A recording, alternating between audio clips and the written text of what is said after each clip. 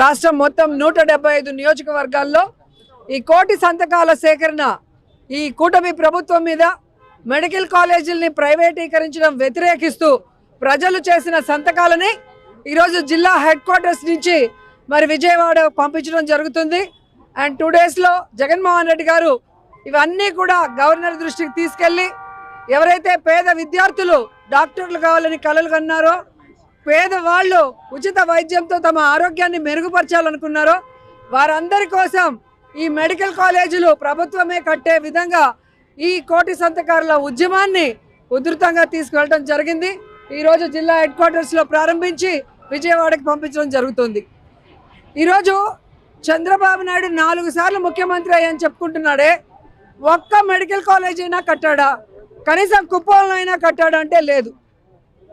ప్రభుత్వం కట్టే మెడికల్ కాలేజీలు జగన్మోహన్ రెడ్డి గారు 17 తీసుకొచ్చి పర్మిషన్లతో పాటు వాటిని కట్టడం శ్రీకారం చుట్టారు. 7 పూర్తి చేశారు. మీరు అధికారంలోకి వచ్చే ముందు మేము వస్తే ఇవన్నీ పూర్తి చేస్తాం, ఏదైతే మెయింటెనెన్స్ ఫీజు ఉందో అది కూడా లేకుండా పూర్తిగా ఉచితం ఇస్తామని లోకేష్ గారు ఆ రోజు అనౌన్స్ చేయడం జరిగింది.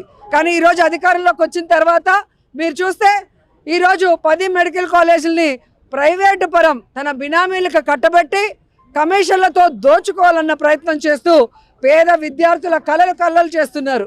పేదవాళ్ళ జీవితాలని పన్నంగా పెట్టి ఈరోజు మీరు